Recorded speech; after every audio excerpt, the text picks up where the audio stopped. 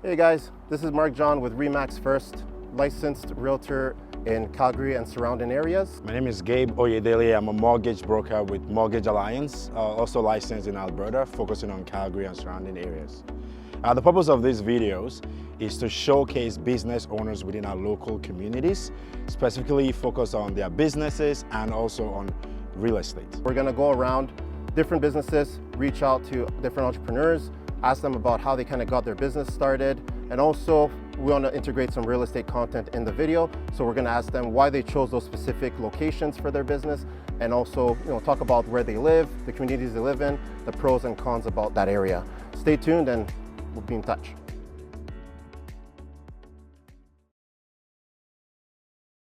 So we're here today with a great group of people that are running a very interesting business in Calgary. It's called YKRM Rental Management. Owners are Beth and Duncan, and we have them today here with us. Guys, can you give us a quick intro about yourselves? Yes, my name is Duncan Haldane. We've started YKRM 9 years ago, and it's really flourished into what it is today.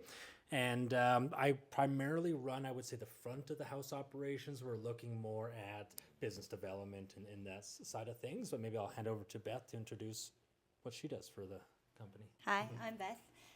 I do more of the day-to-day management of our team and our clients. So we're here in our office, and this is where we spend most of our time. You guys are from Calgary. I know you're not locally from Calgary, so tell us a little bit about where you're from. Why did you move to Calgary? And then where in Calgary do you reside? Yeah, so I grew up in British Columbia, Prince Rupert, British Columbia, the rainiest place in North America, the cloudiest place. People who have conditions with the sun go and move there. So I moved from there about 12 years ago for work. So I came to Calgary looking for greener pastures, and then, it's the sunniest place in Canada. It sees the most sunlight, so very drastic difference from my previous life. My whole family still lives in British Columbia, and I moved here and met Beth within 6 months, and we're married shortly after that. So it really escalated pretty quickly, and then from there we found a natural passion in business, and then that kind of was what it has really been something we've shared together. I've lived in Calgary since I was in elementary, so I'm definitely a Calgarian and I love it. We don't live very far from here. We're actually located in Park Hill, so very central. Kind of feel like you're still part of downtown, but close enough to like our office and major roadways, which is nice. When you guys moved to Calgary and decided to move to Park Hill, was that why Park Hill? Like, if people are watching this video today and they're like, oh, we're thinking about moving to Calgary and Park Hill isn't our option, why Park Hill? For myself, it's very central. So again, our office isn't located far. We can get downtown. We can walk there if we want, ride bikes, drive. It's just very central, close to pathways, Stanley Park. It's just a great area, I think. I really liked the neighborhood. It just had a development there that was great value at the time. I think we've seen some good appreciation, but we always had to be close to our central operation. So we knew we couldn't live too far in the burbs, or else you had to go down to a property. It's going to take you 30, 45 minutes in traffic, maybe longer. So for us, that just made it impossible, and Park Hill seemed to be the next reasonable option for us.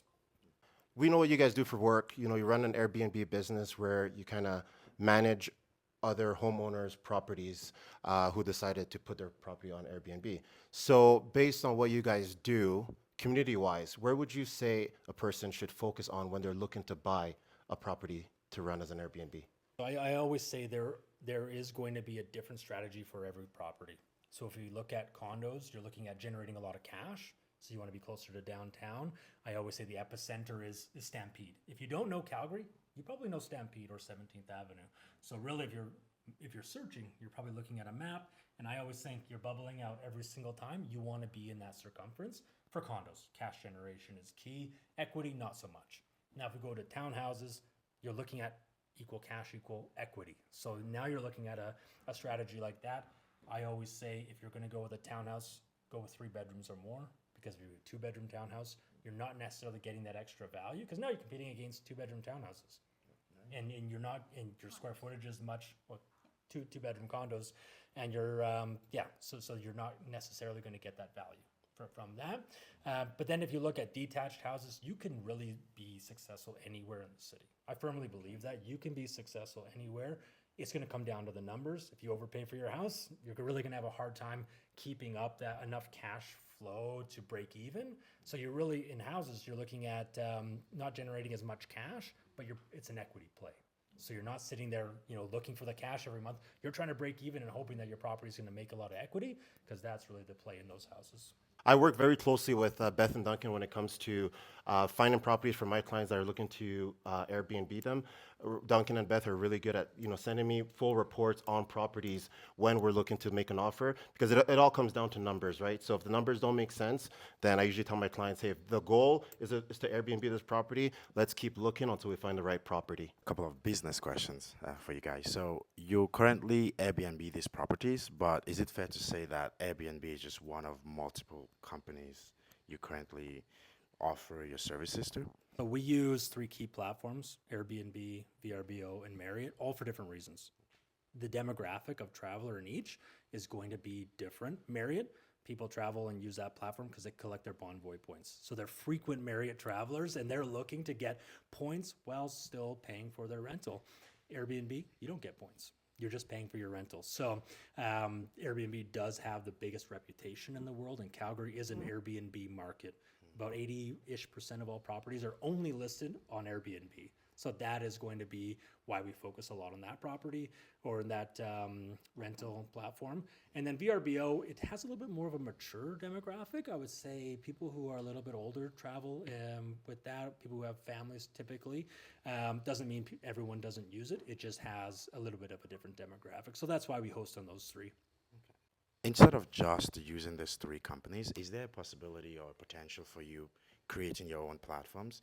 And so the consumers are just going directly to your platform as opposed to any other platform, as you being the broker? We do some direct bookings. It's not one of our biggest pieces of business, but it is something that we're looking to build out for 2025.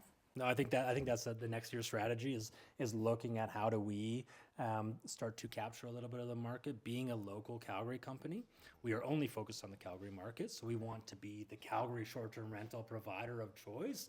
Whereas people might not go back to Airbnb, they might just know, hey, if it's Calgary, I'm going to Yorkie.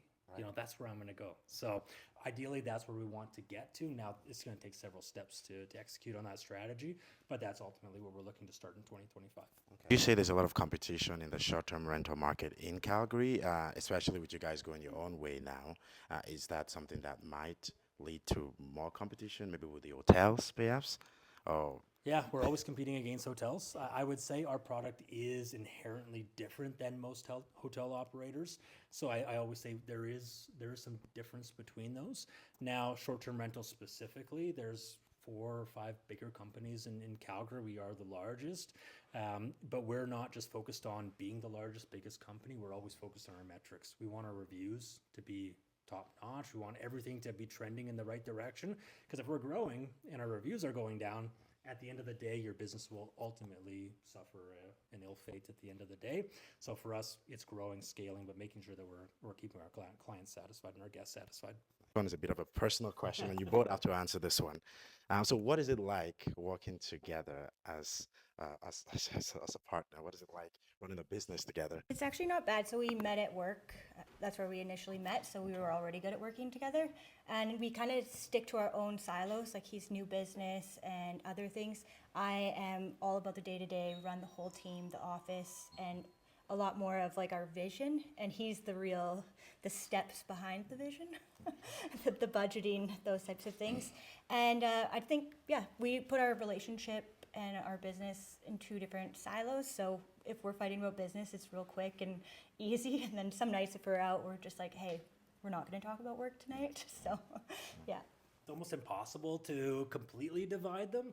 I think that most of the time we're very passionate about our business. Our business is obviously, what fuels our life and our lifestyle and a lot of other people's life as well. We have about 28 employees. So there's a lot of pressure to deliver every single day, every week, every month. So for us, it is something that we just get really passionate about. But at the end of the day, it brings us closer. I think, most couples don't have that thing that brings them closer. You don't have to have these hard conversations. We have hard conversations every day. It could be every hour some days. And like days like yesterday, very stressful. So we get through it, and I think it makes us stronger.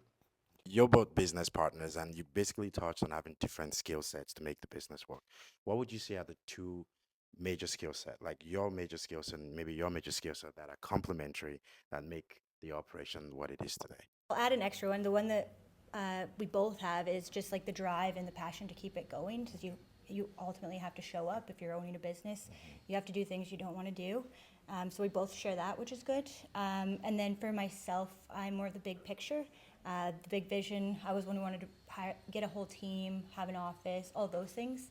And then he's the rest. Ultimately, getting into short-term rentals, I didn't want to do it. You know, we got in by renting our spare bedroom in our condo. And I was like, I don't like this. I want my personal space. I don't want anyone else here. Beth's like, come on, it'll be fun. We'll make some money. So we started doing that. Then we went on vacation. We rented our entire condo. And then the light bulb moment, I'm putting money into my pocket and my vacation fund at the same time. Like, I can do this.